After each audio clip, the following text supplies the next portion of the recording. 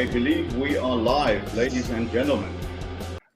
Welcome, welcome. So I am not an expert at StreamYard. This is, in fact, my first time hosting a StreamYard. Normally, I'm a guest on other people's StreamYards. And I apologize for the slight delay because these very cool gentlemen, Ryan Kovac and Andre Toriani, both joined the call this morning wearing very cool, provocative hats. So I had to run and go and get mine. Let me see if I can bring it into Zoom here. No, I can't really. Faith, family, flag, and freedom. So I love it. And Andre, I actually have that exact hat. It's a cool hat. Yeah. I have a massive hat issue. Andre Toriani has that too. I have this giant head. And baseball caps look like yarmulkes to me. Exactly. You got them on the last snap.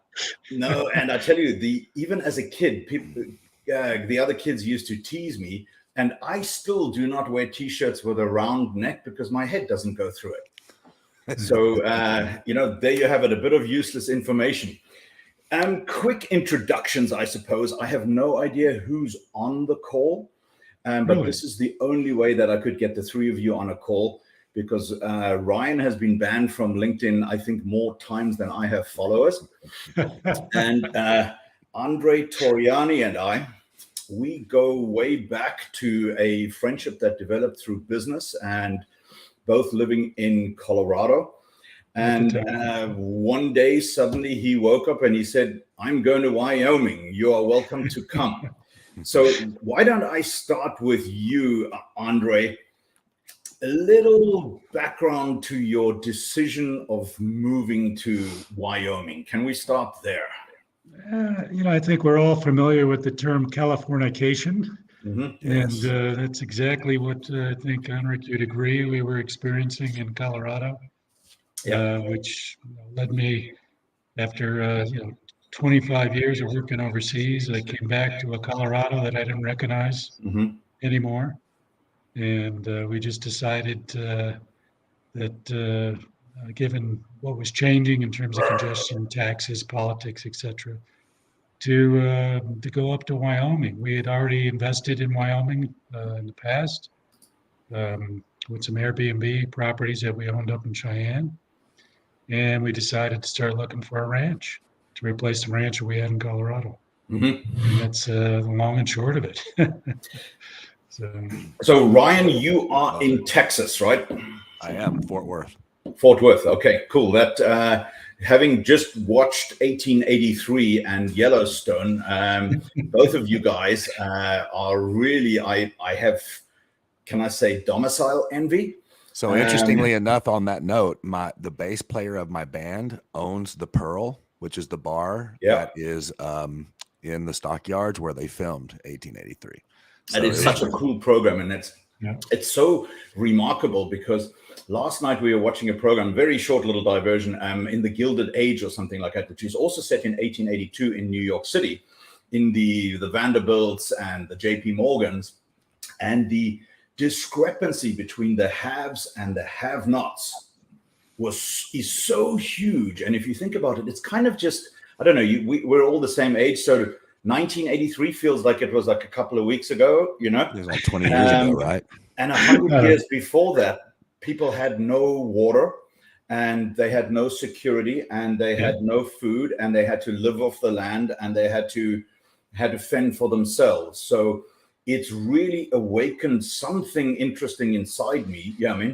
That we really need to take control. And if you guys will allow me a quick introduction of the theme today, and I'm going to switch to a quick single player view so that you can see my screen behind me. Can you guys see the screen up there? We can see it. We can see it. Yep, so absolutely. Whenever I am stuck with any kind of quandary, and I'm quite famous for these Venn diagrams, I basically draw these two diagrams and I write in here, shit that matters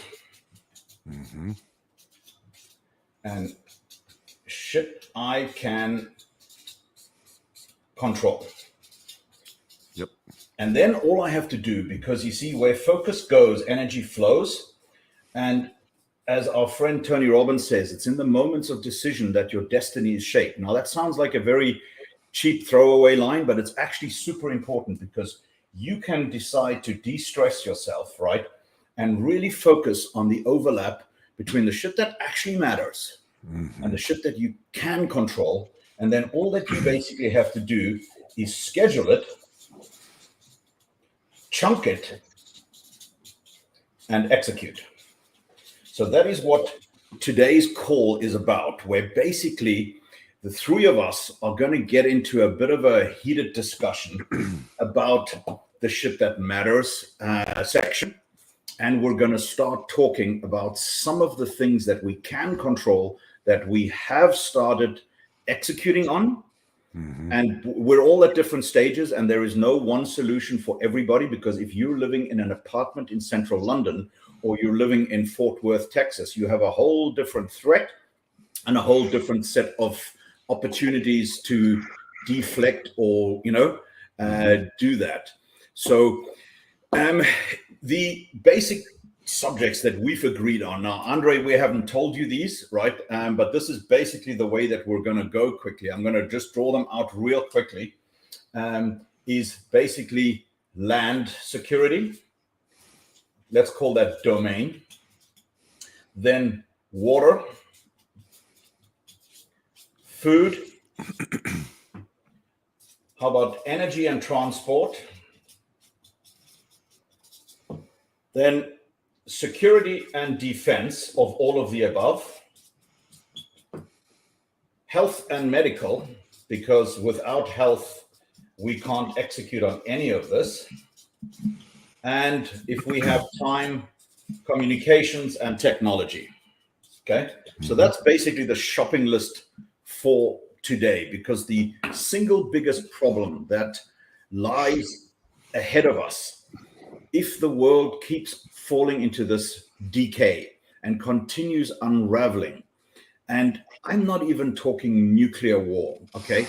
Just all of the above, everything that's going on. If we give our deep state and its shady operators any further abilities, they are going to keep dividing us, keep trying to chop us up, and basically try and polarize this world. And obviously today, we don't want to get into a political discussion, but why don't I quickly hand over to Ryan, who has picked a fight with, a couple of people on LinkedIn and has gotten himself banned. So he's got nothing to lose there, right? Nothing. Why don't you kick us off, Ryan, as to what your thinking is and how you got started in this journey? Yeah. So about, I don't know, maybe 8 months ago, I had been on LinkedIn from day one, and probably, had, I don't know, maybe 10, 15,000 followers, nothing significant. It was very niche down in the industry that I serve. I was that guy that never got off topic, always spoke about marketing, didn't discuss anything, off topic, was a good citizen of LinkedIn for many, many, many years.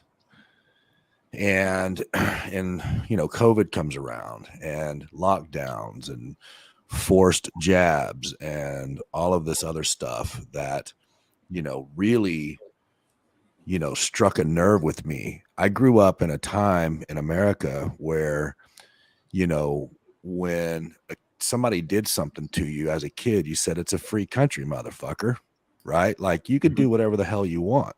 Okay. That's my mindset. It's not bravado or anything. It's a mindset. And I became frustrated, and I started speaking out on just shit that I was reading that was absolute wrong, false, misleading. And then I saw people I cared about being displatformed, dismantled, silenced. Same here. When they were bringing the truth out. And so I began to speak up. And as you guys know, if you tell the truth and you tell facts and you research and you don't just spew stuff you haven't looked into, but you really have looked into it, right? Yeah. You're going to be shut down. Absolutely. And that troubled me because it made me realize there was something more happening than a virus. I think anybody with half a brain could put 2 and 2 together, is my opinion, and realize that this was something different. And so I got completely banned. I lost all of everything, all of my recommendations, all of my testimonials, all of my work experience, all of my network, all of my followers and everything. Got back on, built it back to several thousand followers. I was averaging about 200,000 views for every post I was doing, more than 1 million views a month on average, and without any indication as to why. Now, I've had people call me fat, disgusting, whatever, all the names in the world. And magically, when I go to their profiles, they're never deleted or banned or anything like that. But I woke up one morning and I was banned again. And then I got back on and without warning. I literally this time didn't say a word, just discussed self-preservation, self-sufficiency, didn't say anything political at all. And yesterday, I think, or the day before, woke up to your account has been banned. So the fact of the matter is they don't want me on there. And I've taken that message loud and clear. What was it this time that got you banned? I mean, prior was the Al Gore posting I saw. It was the Al Gore posting. Was it? It was. That one got me banned. Amazing. Saying the truth, Al Gore tried to scare all of us and say by 2013 that we would all be underwater and there would be no polar ice caps and all that. All I did was quote the man. All I did was quote the man. So Ryan, let me show you mine, the one that woke me up, right? Because obviously I've lived all over the world. I grew up in Africa. I've seen governments fail quicker than anything. I've left countries with a valid visa only to arrive to learn that the government has changed it, that my passport is no longer welcome. You know what I mean? Right. I've been held at gunpoint. I've had my airplane confiscated. You name it. You know what I mean? It has just been absolutely a wonderful baptism by fire. I've lived in Asia. I've seen the Asian crisis. I actually launched my career in financial services in July of 1997, right into the mouth of the Asian crisis, right? Then I've lived in Switzerland because I thought, hey, that's got to be a really good place, you know what I mean, for personal security. And yes, as I see Andre laughing, him and I share that, you know what I mean? That is not at all. And then I discovered this place called America, right? And I've always felt if you do not turn on the TV, it is the best country on earth, right? Absolutely. And, I'm one of those guys, leave me alone and I'll mind my own business and all that kind of stuff. You know what I mean? And it is just, it's remarkable the way we have kind of deteriorated in the last year. And then I watched this. I hopefully I can get all the tech nicely to work here, because as I said, this is my first time hosting one of these. So let's give it a real quick go. Okay. Is this short little video? It's only like a minute or two, so just run with it. All the computers for the government and the banking system. Folks, we would be incredibly naive to think that they won't deploy this in the United States. It would be the coup de grace for destroying the United States, for undermining our power grid, our commerce, our transportation, our banking systems. Folks, anybody who thinks that the deep state wouldn't deploy that against the United States is not paying attention. In fact, the World Economic Forum and their cyber polygon exercise should give you a really, really big hint. Listen to Klaus Schwab talk about this cyber pandemic that'll make COVID look like nothing. The COVID-19 crisis would be seen in this respect as a small disturbance in comparison to a major cyber attack. President Biden has been presented with options for massive cyber attacks against Russia. We all know, but still pay insufficient attention. There were reports overnight that Anonymous, a group of hackers, took down Russian TV. To the frightening scenario of a comprehensive cyber attack. Some of the offensive cyber operations under consideration include everything from shutting down the internet to a complete halt the power supply, transportation, hospital services. Attacking a lot of the government institutions and again the oligarchs and their their way of life through cyber attacks. It is important to use the COVID-19 crisis. Should Americans be bracing as we dial up the sanctions on Russia for them to break into our space in cyber warfare?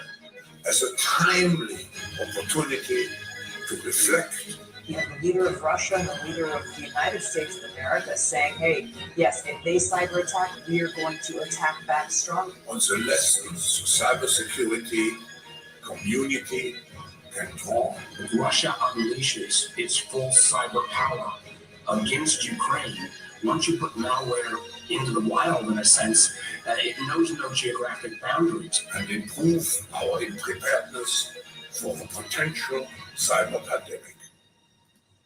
Okay. Okay, and now recognize, the Russians are. Let me shut that off. All right, Andre. I'm actually glad you brought that. I actually had a meme with Klaus Schwab's comments on that, so I was going to actually bring that up. So I'm glad you played that in the video. Yeah. So that was really for me the catalyst where I'm like, you know what? This is much deeper than it looks, and we really need to be very, very careful here as to where we go and how we go going forward. And so that's what got me thinking about it, where I said, okay, my Venn diagrams, what is the shit that actually matters? If this thing continues to deteriorate, what can I do to protect my family, to protect my wife, to protect everything that I've worked for, and really get to the point that I can sleep at night, whether I ever need it or not. I love preparation. I love reading the Stoics. I love reading Sun Tzu, The Art of War. And if you are prepared for battle, that is the best status. You show strength. Hopefully you never, ever need to use that, right? So, well, we put money in the bank for a later day, right? Sometimes we don't even get to use it. You invest for that day. If you live to be 90 or 100, and but if you die at 60, I mean, you didn't get to use it, but you had it. It's peace of mind, right? Yeah. Oh God, the comments are very, very funny, and I think Ryan Yates is true. All of us being on this meeting is adding us to a list somewhere. But and that is one of the points that I think is probably super true. Important. Okay, I did a post on this a few days ago. Proximity is power, and you know how they always tell you, Ryan, your mom told you, show me who your friends are, and I'll show you who you are, right? That's right. Tony Robbins says, you become the average of the 5 people closest to you. I think it is super, super important to build a community of people that support each other, right? Anyway, we have a little bit of feedback on the line. So if anyone's got LinkedIn open or something like that, it might be that, but sometimes, the gremlin's going. So Ryan, let's start with you on land security. Tell me your thoughts. Tell me what you've done. Yeah. So, and hopefully I'm not echoing too bad. So one thing I want to make clear, before I got banned, there was a lot of people kind of, doing the whole, the sky's falling chicken little thing, right? What I want to tell people is this preparation has nothing to do with fear at all. Preparation is not fearful. It's not the world is coming to an end. It's not zombies. It's not any of that. It is paying attention, being prepared, peace of mind. And in fact, I honestly believe that as men, especially us men, if we are not providing a safe place for our family to retreat to, then we are failing our families. There's nothing, and I'll get to the land here in a second and tell you what I've done. I've got to tell the story, because he's telling a story. Let him go. If you're listening to this and you fall into this category, my goal is not nanny boo boo. Look what I've done. My goal is to say, hey, maybe you should think about this. no matter what your wallet or bank account says, if you are sitting in a major metropolitan area with no land, driving an EV car, I don't care how wealthy you are, you can almost look at preparedness the same way as health.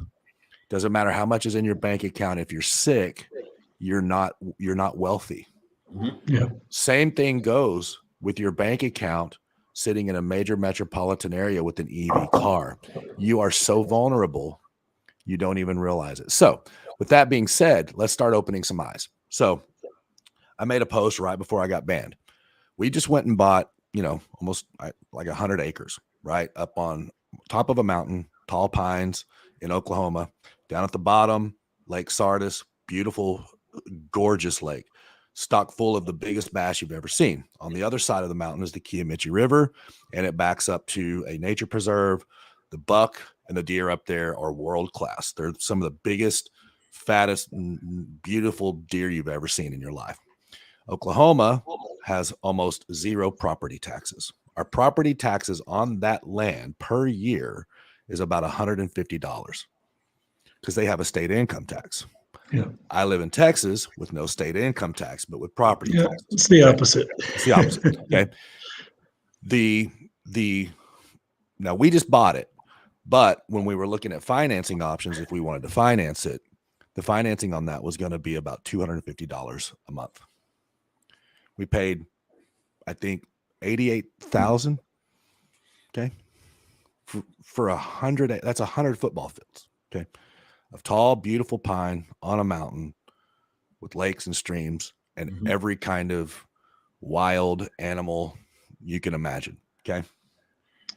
With that being said, we cut some roads. We made a pad. We haven't put a building on that yet, but we plan to. And I have land other places too. I don't tell too many people about those, but this is something that anybody can do. It's less than 2 nights out at the bar. Okay. With that land, the soil is amazing. The wildlife is amazing. Even on top of a mountain, because it's an aquifer, you can drill about 150-foot well, which is pretty cheap, and it's not that deep, and you're hitting massive amounts of unlimited water. Okay.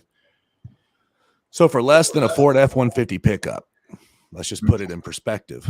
If shit hits the fan, I can go there. I have everlasting, clean drinking cold water coming straight from the ground. I have already started working the soil to put food on it. A few chickens will give you eggs galore. And a single buck there will feed a family of 4 for 160 days. If you just get tired of eating meat and vegetables, you can just go catch a fish down at the bottom. Okay. Fresh, cold, beautiful fish. All the hardwood and timber and everything in the world is there. So you got your fire and all that. So even if we didn't put a structure, we could literally live. Now, that sounds extreme, but you just brought up something in that video that I think everybody needs to understand. When you start hearing chatter, it's coming. Yeah. We started hearing about pandemics and viruses and all that about 6-7 years ago. These world economic, guys, these elites, whatever you want to call them, they were talking about contagion and viruses and pandemics on the regular about 6 or 7 years ago. It started that chatter, and then magically, well, I can tell you, if they are chattering about massive cyber attacks knocking out the grids, guys, trust me, it's coming. Just be real. It's coming. They do this. Like, it becomes this manifestation when they start discussing this stuff. It's because they know it's coming. And because they're orchestrating it. They know it's coming because they're the ones that are going to do it. Ryan, I saw this. I got to just cut in the middle of it there so that we share the airtime, and we're all these alpha creatures here who want to get our bits in, right? So when I lived in Southern Africa, I grew up in a country called Namibia, right? So if you're not comfortable living off the land, don't go there, right? Right. And we were at the time illegally occupied by South Africa, who waged a border war against the SWAPO forces up in the north, guerrilla tactics, bombs going off, snipers on the roof, all that kind of stuff, and frequent electricity cuts because somebody blew up a power station, right? So built into me at a very, very deep level is this need to secure my Legos, right, and keep my stuff in order. And then I lived in South Africa for a long time, where you got hijacked at least twice a week. And if you didn't get hijacked, twice a week, you were obviously not a player. It was almost like a badge of honor, right? So security, safety, all of that kind of stuff is super important to me. My first business was growing tomatoes at age 7. And then my mother said, hey, you grew 10 hectares of tomatoes, go sell them. And I'm like, oh shit, I didn't think about that. So I became a salesman, right? And anyway, so this stuff is super important, right? So Ryan, I saw all of this, and I don't want to spend too much time in there because I'm interested to see what, for example, Andre has done in his journey. And I'm going to give him, because none of us have scripted anything here, so I'm going to give him 2 minutes to think about this by telling what we did right in the first thing. So we have a home up in the Blue Ridge Mountains that has plenty of water, plenty of food, plenty of security. I am armed up the teeth. I'm like, good luck. You want to try and come in my house? I'm like, good luck. Try that.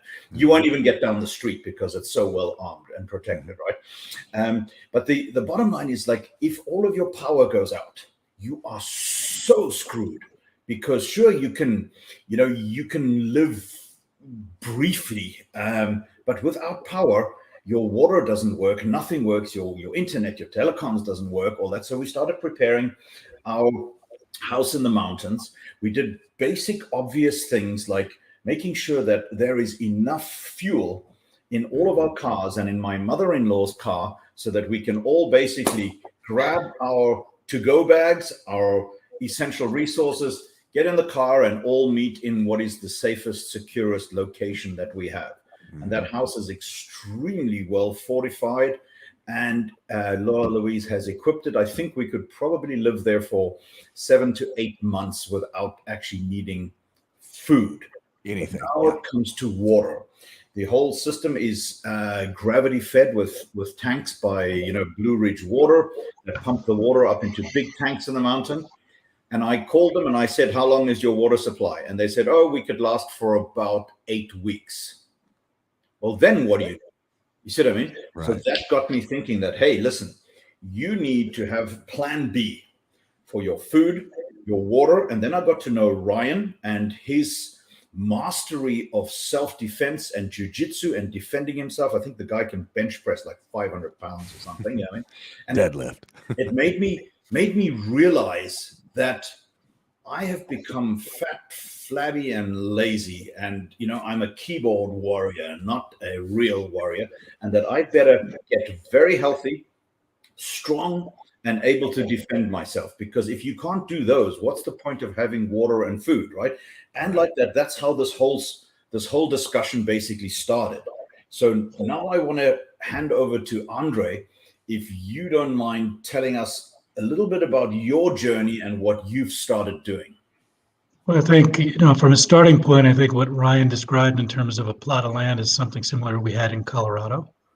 But as I described earlier, I mean, the encroachment from population moving from the West Coast got worse and worse to the point where I had neighbors who had moved in or were starting to move fences, and the local, law enforcement was doing nothing.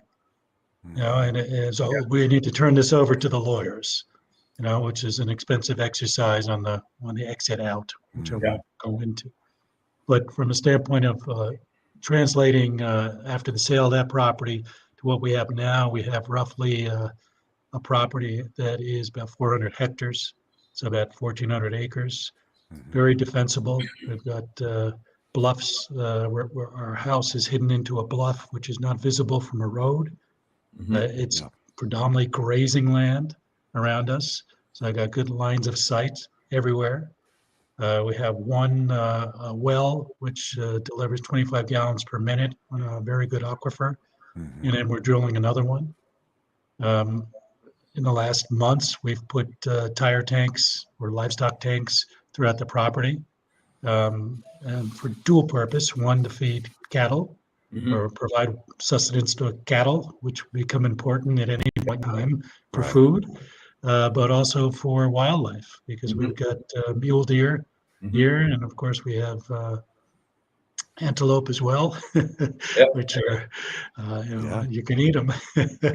So from a standpoint of gun food, do you need to shoot a deer from a distance if you're not some friggin' crazy, Navy SEAL marksman? 30-30. I've got I my don't think Winchester it's- 30-30. Yeah, I mean, you get a lever action rifle, you can down one. So and that's, Ryan and I were talking about AR-15s, and I haven't ventured into that area because I come from a background where I always had people protecting me. I never had to worry. I always had protection everywhere I've been in the world. Like you, Henrik, I've been everywhere. Yeah. I've been in situations with I'd say some unsavory characters that I was doing business with in the ex-Soviet Union, then in the Middle East, throughout the Middle East. I was in Kuwait in the Second Gulf War, went over to install some telecom networks up in Kurdistan and in southern Iraq. So, I've always been in the line of danger, but I've always had people around me that were protecting me.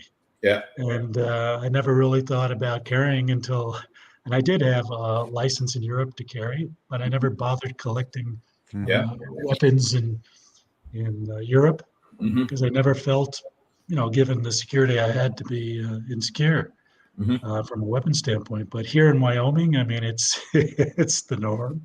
All my neighbors have weapons. Got a neighbor who has a range not far, about 10 miles away. And he's got, I took the concealed carry course with him, and it was hilarious because within the course of a half an hour, he took out probably 20 weapons off his person, which you couldn't see when you went into the session. Yeah. And then he took us out to the range afterwards, and I got to shoot pretty much everything. And so, I've got 2 gun safes, started collecting weapons and learning how to properly use them. So can you run your water if you have no power? Yeah, I've installed U.S.-made solar panels in Texas. Company called Solar Mission, because this is one thing I'm on LinkedIn about quite a bit, is people are just ignorant of this whole green energy nonsense. All we're doing is pushing our grid reliance over to the Chinese. If anybody thinks that's a wise move, another thing coming. I mean, that's just ridiculous. I had a solar consultation here at our house in Florida yesterday, and you go through all this, and all right, $40,000 later, I've got something that's going to cover half of my electric bill, and it's the money wasn't worth it, but I wanted some kind of some kind of security. Yeah. And now if you want to actually store and use that electricity, now you're just basically doubling the cost. So then I realized, and I've been shopping lately on internet sites, and I'm like, I am going to go buy a farm.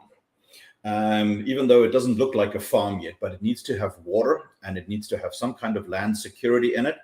And, I might even syndicate the whole thing where I'm like, okay, 10 of us, let's go buy 100 acres. Everybody gets 10. You get the rights to put up a log cabin. We'll have centralized water. We'll have solar panels on each cabin. Those solar panels can run. Then we'll have a control arm with a rotating solar array to run your water pumps.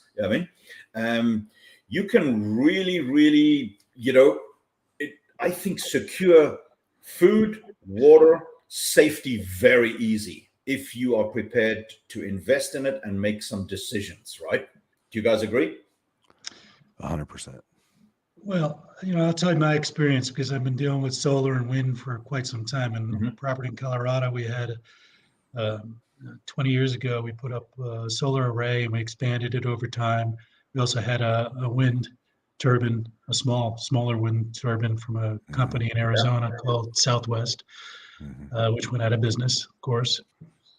But even with that investment, and we had a battery array of U.S. made batteries from a military producer, because I'm very big on buying everything that's not from China. Absolutely. And even with that, I mean, we were still relying on a grid at times. Right. And here, I've doubled the solar investment. So, I spent over $60,000 on a solar investment. I put in a propane backup generator. Why? Because I found batteries just weren't the solution. Batteries wear down depending on what you buy. Batteries within are 5 to 7 years. They're terrible. They're very expensive. Yes. So anybody trying to convince you that batteries are a good idea, they're just not. They're not good for the environment in any way, shape, or form. And I'm in Wyoming, so we got more energy under the earth here to last us for the next, we got 1 trillion barrels of untapped oil in the western part of Wyoming, and around me in the eastern part, we've got I've got a natural gas pipeline going underneath one of my pastures.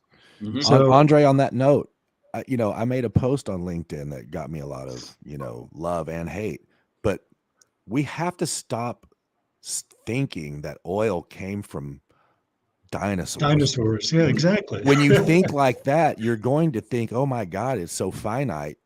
But it's not. It's not. And so I made this post, and I literally almost 100% of the comments was, this guy's the dumbest guy in the world.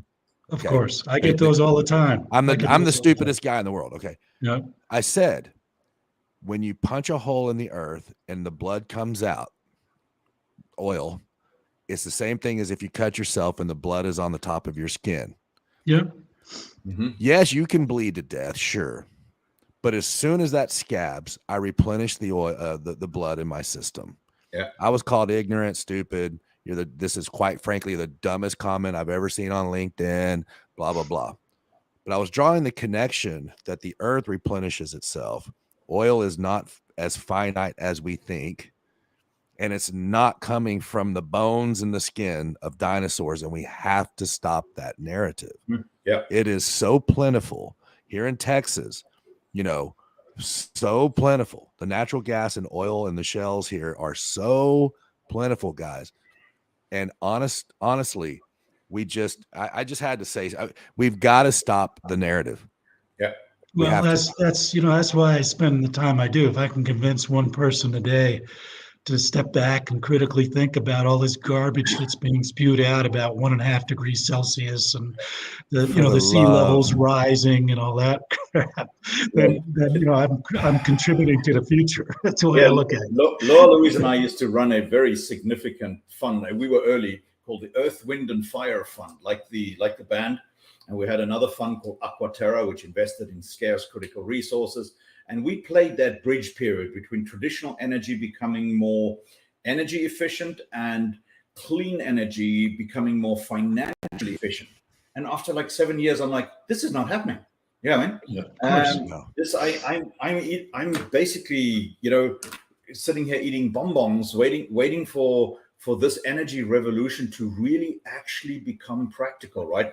And I really realized then that the only asset class that I really actually wanted to keep is water and land. Those are the critical things, right?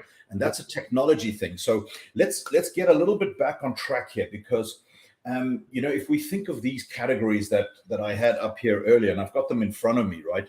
Land, number one. If you are stuck and you can't get anywhere and you have no escape, you've got to come up with some kind of plan. For some people like us in the United States, yes, you can go and buy land, right? If you're living in Europe or you're living in Austria or in Italy, you can also go and do that. You can go and find a secure location. Obviously, in a nuclear war, depending on how far away you're from it, let's not get into that right now. Number two is food. And as Ryan touched on it already, you've got two elements of it. One is storage of food, and the second one is replenishment or a fresh supply of food. That means either growing it or hunting it or stealing it, right? Those are the avenues of it. And, there are plenty of technologies out there. And, I just started this morning, I've started a Telegram group that everybody's going to be invited to. where we are going to share these kind of resources. Like Ryan has got some really very good videos. He's got some great resources on self-defense. There are some fantastic technology. There are places you can buy stuff to go and secure your house. Okay. So StreamYard does not allow me to paste stuff back into LinkedIn. But if one of you guys that's on that new Telegram group can please cut and paste that Telegram link into the LinkedIn chat, then it will turn up there. Please, by all means, join that Telegram chat. We are going to keep the chatter and the stupid comments out of it. It's not some kind of fear-mongering group. It's really a way that we can share the resources. If one of us has a good idea, somebody else has a really good resource or a good product that can help, we will drop those in there, okay? And then let's get to energy and transport, because there is no one solution that I see that fits for everybody, right? Because if we don't have energy, well, you can't pump water, as I just illustrated. If you or gas, you can't go to the gas station and pump gas. You got nothing here. You know what I mean? All right. Andy Smith dropped it there. Thank you very much. Someone's paying attention. Thank you, Andy. Andy got me this hat, by the way. It's very cool. So shout out to Andy Smith. So the idea now is, all right, how do you secure yourself from fuel? So what I basically did, you know, anybody who has a wife, and I'm going to get into real trouble for this. I can already feel my shins hurting from the stilettos under the table. Women have this wonderful gift to put a car back in the garage, and when you get in it and you turn the key, it says range 1 mile. And I don't know about you guys, but I'm like, so that happens to you too? Yeah. Oh, that's an impossibility here because of where I live. So it's got to be at least 20 miles. I tell you, the amount of times I've had in Colorado where I get in the car and it's a Land Rover, and you know those things, they suck gas, right? And it says range 3 miles. And I go, we are 9 miles from the nearest gas station, but luckily 90% of it is downhill. So you see me like, and just basically get it over the bump and then let it roll. You know what I mean? So anyway, the new version of empty in our house in all of the cars is half a tank means empty. Yep. Then I ordered from Amazon a big gas tank on wheels. So I have enough gas here for me to make a run to South Carolina. So that makes me feel better. If, you know, anything feels, you know, shitty or something like that, and I need to run, then we did the same thing with my my mother-in-law, and she has her car full, and she's got 4 extra 5-gallon gas tanks and extra propane in the house, so that she can join us and vacate and move to South Carolina, right? So that was step 1. But then I'm thinking, hey, the best thing that I should do at that destination is buy a nice dirt bike. You know, you can get 130 miles per gallon on those kind of things. Right. And if you need to go and run out and go and get something like that, that's a very efficient way. But fuel is super important, because you saw during that last attack on our pipeline, right? People freak out, and there is no gas anywhere for miles, right? We saw that. Right, here's a simple solution for you. Get some horses. Okay. And learn how to ride. You know, because if we're going to go backwards, you have to learn how to have a horse. I'm glad you brought that up, because as Honor's been talking, what I want, you know, we're 3 rich white guys sitting here talking, and we've got 1,400 acres and 100 acres over here, and this house over there, and this, you know, but right. Okay. There's a lot of people probably listening going, dude, I'm just barely making my payments. Yeah, right? Sure. So we need to be able to help those types of folks too, right? And by that, those types of folks, I mean, I've been there, you know. We need to be able to share ideas that helps the person sitting in an apartment in Austin, Texas, that's got their little dog, and they're living paycheck to paycheck. There's a lot of stuff you can do, but when he brought up the horse thing, it made me think of something: bicycles, dirt bikes, horses. Yeah. You know what? I don't even call this going backwards. What I would say is humans did this massive experiment over the last 100 years where technology exploded. You know, if you go back 100 years, you know, you're only barely dealing with the light bulb, you know, to now. Okay. You're only barely dealing with penicillin to now they can robotically go inside a preemie baby that's still in the womb and do heart surgery. Okay. We've done a lot in a very short period of time. But this experiment, in my opinion, in a lot of ways is failing. It's not sustainable. Continuing to just ignore the fact that we are humans and everything is being placed in grocery stores. There's this pump that you go and it just pumps this magic liquid into your car and you can go, right? And you can just go to this grocery store and AC, all these things, clean water just comes out of your faucet. In my opinion, all of this is a mirage and honestly not sustainable. And I don't look at sustainability like Al Gore looks at, you know, global warming. I'm looking at it more of it's a failed experiment and all we're doing is realizing it. Does that make more sense? You know, I look at it in a different way here because if you take the conveniences that you're outlining, it's more a matter of diversification. If you become over-reliant on those conveniences, then you're really doing yourself and your family and your neighbors a disservice. Because the society is, and that's the way I look at this whole energy picture that we were touching upon before.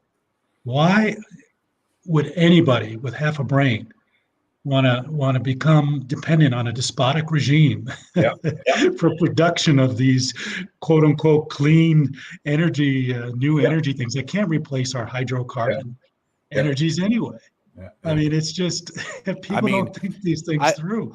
And lifestyle choices have to do with making sure that you have options. You know, we all, you know, that's one thing you realize is money means nothing. If you can be the wealthiest guy in the world, but or gal, but if you don't have options available to you to make sure that you can do what you want to do when you need to do it. That was my point. I mean, your bank account means nothing if all you have is a high-rise apartment in New York with an EV car. I mean, you know, if a cyber attack happens, Bitcoin's not going to do you any good. In fact, I read something yesterday. Speaking of, I read something yesterday. Bitcoin or some crypto was, and I didn't read it all, but you know, there was almost $1 billion crypto hack yesterday. This is supposed to be unhackable. You know, the blockchain. It's not. Right.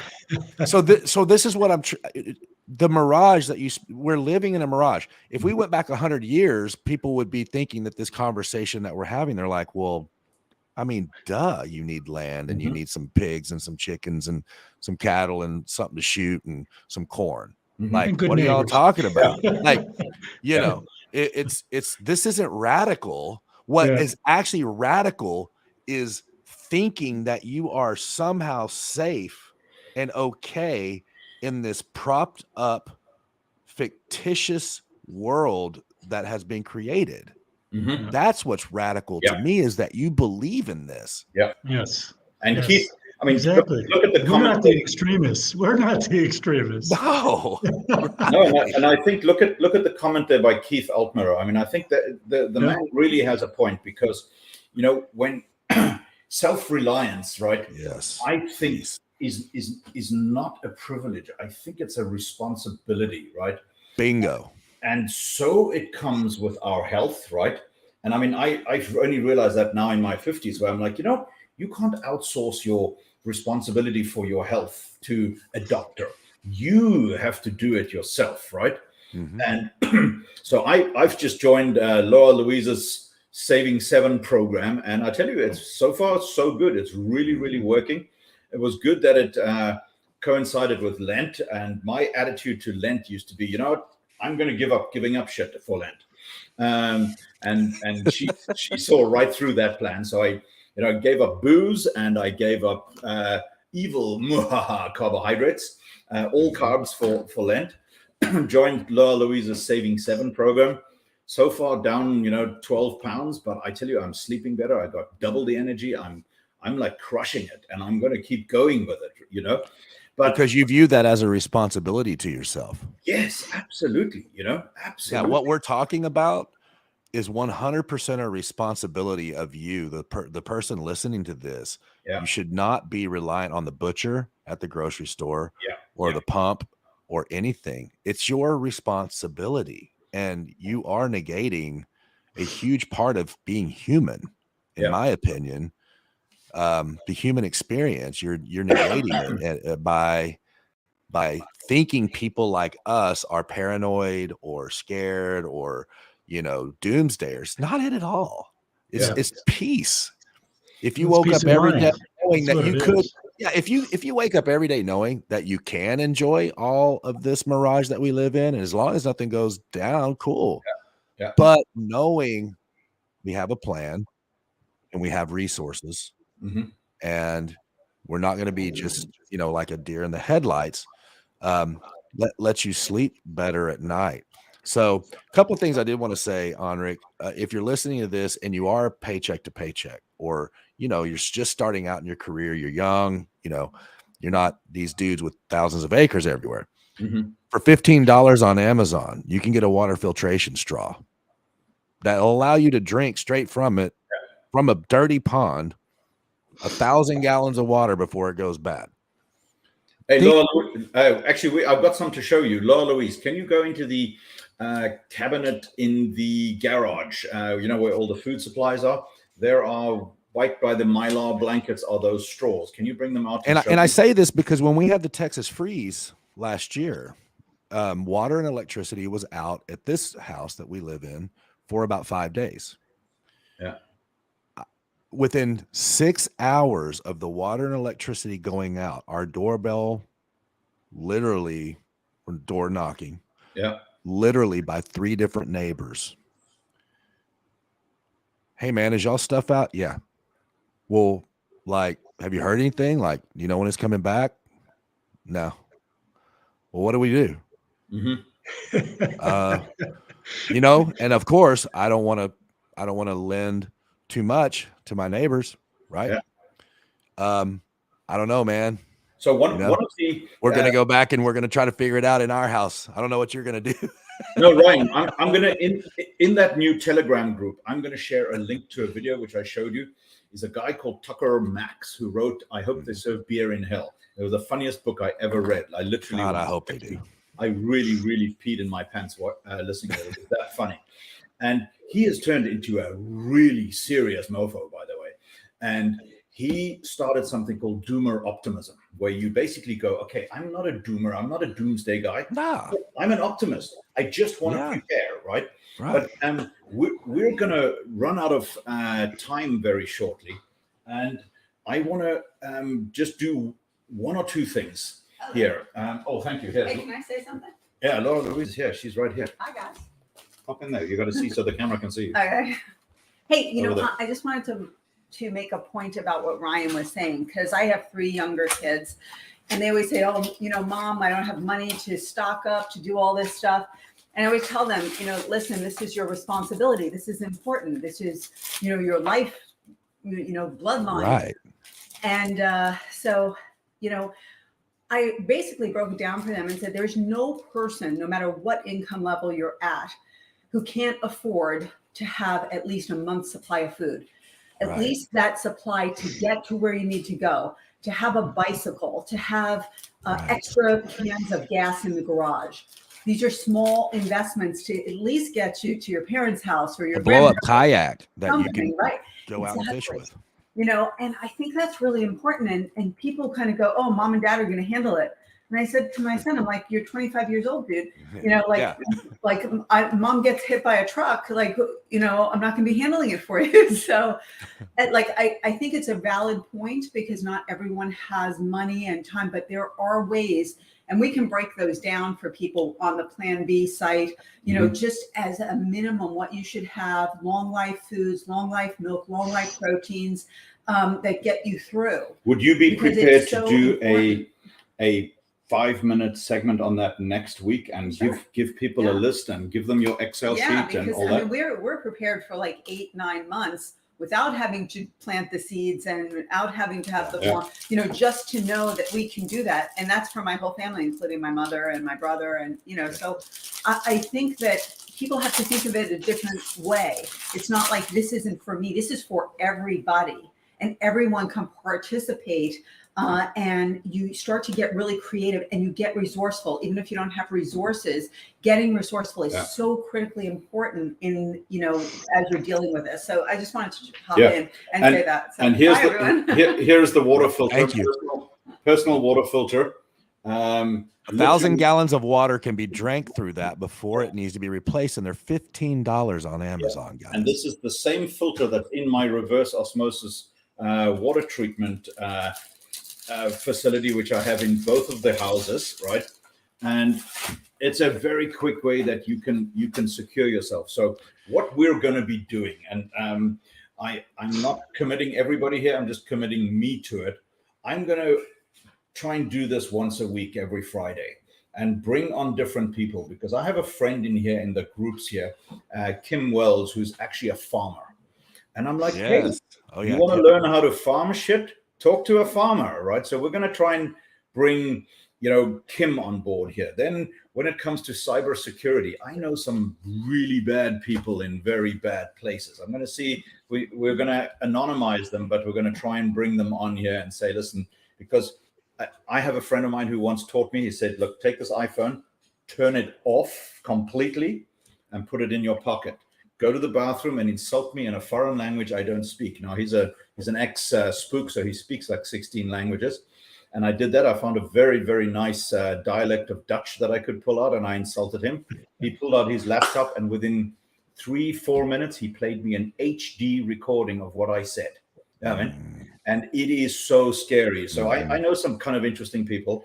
But Ryan, before we go, and I know we're kind of out of time, let's quickly talk about self-defense. Okay. I know this is a subject that you know a lot about. And I am a willing student, right? I've ordered the kettlebells. I've got the 3 instructions that you gave me, and I'm waiting for them to arrive. So I'm starting, but hit me, man. What do I need to do? So real quick, this is something else that I think is important. When we talk about guns and defense, you know, a lot of people think, well, what are you're not going to fight the government. Guys, I'm not talking about the government. When stuff goes down, you've got about a week before people, your neighbors, lose their fucking minds. Okay. And when they do, they're going to crawl through your windows like an alcoholic that can't get to their liquor because the liquor stores have been looted and there's no liquor there, is going to do whatever they can to get that next bottle of whiskey, including rob you, you know, come into your home, whatever. I mean, there's just so many scenarios. So we're not talking about taking on the government. Okay. We're talking about people that lose their mind. So number one, training in martial arts. Do I think I'm going to take on 10 guys at once and manhandle them? Not a chance. But a deranged person that's desperate, that tries to attack me, I am fully capable of completely destroying that person with my bare hands without shooting them. Okay. We need guns for larger situations, flash mobs, people losing their minds, lots of looting and rioting. We saw that in recent years. Okay. And magically it always happens in places where people don't have a lot of guns. Okay. There's a reason to have weapons. So what I would say is, if take the most vulnerable person in your family and go put them on the scale, weigh them, then go buy either an Atlas stone or a bag or a kettlebell or something that weighs that amount. And if you can't carry that for 1 mile, you're not in good health and you can't take care of the most vulnerable person in your family. If you can't do that, then you need to be working on your health regimen. You need to be doing things that are practical. Farmers bars carries, where you might be having to carry water for a long period of time. Farmers bar carries, things of that nature. Endurance things, long walks, 6-mile walks, 10-mile walks. Okay. You need to be doing long endurance bicycling, because you may be on a bike because of gas or whatever, right? You know, pick up a log or something that weighs, you know, the weight of a log and go walk with it. My neighbors, I promise you, think I'm nuts, but I have farmers bars with weights on them. You know, I put about 300 pounds and I walk up and down my street, just walking. It looks ridiculous. It helps me. It's a good workout. I feel pumped afterwards. I feel, you know, great about it. It's helping my body be in touch with my nervous system and everything else, because if it's not fired up, you're going to have a tough time, guys. Again, this isn't fear. This isn't doomsday. This is just, are you capable of carrying the most vulnerable person in your family for 1 mile? If you can't do that, you're so ill prepared, in my opinion. So, you know, go learn some martial arts. That'll get you in shape. Jiu-Jitsu, in my opinion, Brazilian Jiu-Jitsu is one of the best. I think it's very hands-on when you go to a legitimate school. I think you get a good cardio workout. I think you get the good muscle and nervous system connection, and you literally learn how to dismember people. You learn to choke them to death, break their bones, whatever it may be, right? And you also meet some cool people, and so it's a win-win. But learn how to do that. Learn how to be able to persevere in a long walk, that type thing. Okay, because again, we see these images all the time, and we think it could never happen here. Lines of people just walking because they've been attacked, or the areas, you know, in a war, or the you know, stuff is out, right? Like they have no, so they're just walking. Like if you can't make the walk, you're dead. So anyways, you know, just get yourself in shape. Cardio, endurance, stamina type training, and some good martial arts, and carry a firearm. I will say, in the state of Texas, you're welcome to move here. We like having people that are like-minded move here.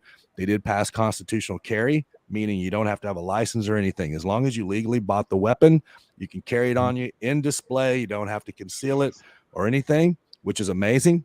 Obviously, I still conceal mine, but you know, it's the most lax, you know, 2A self-right that we have.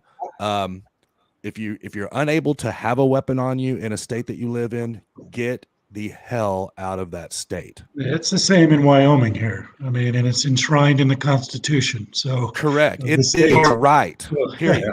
And the states that aren't allowing you to do that are literally they are going against the fabric of our Constitution. And they've recently added a law, right, that says that that state employees, i.e., sheriffs, etc., cannot disarm citizens from a standpoint of going against the Second Amendment.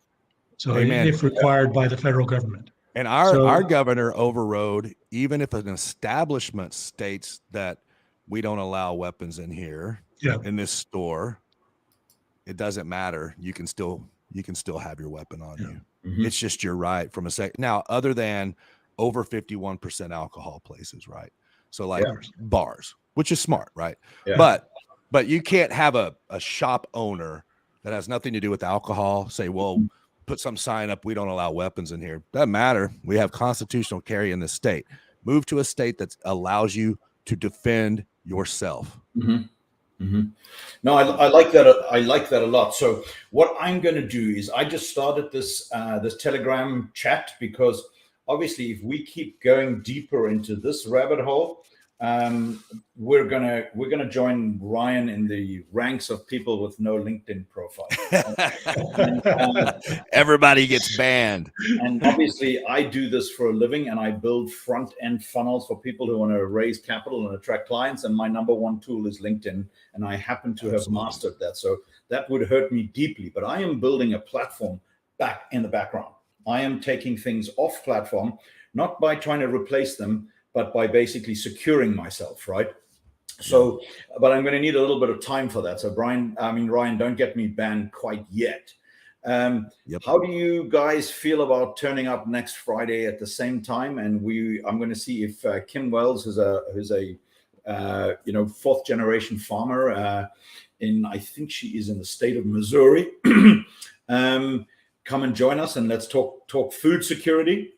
And I really, really want to get into the health and medical component too, because that is critical, and you need to secure, yourself so that you can survive, and you've taken that risk off the table. To me, it's all about getting the shit that I can control off the table and as secured as much as I can, so I can stop watching the stupid manipulative news and actually focus on what I love doing for a living, which is helping people. You know what I mean?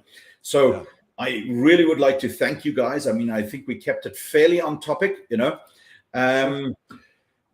The Telegram link will be down there. Please come and join us. Share any resources, ask any questions, any ideas for the next lives. And, with that, I would really like to say thank you very much to you guys for chiming in and putting your things on the block here.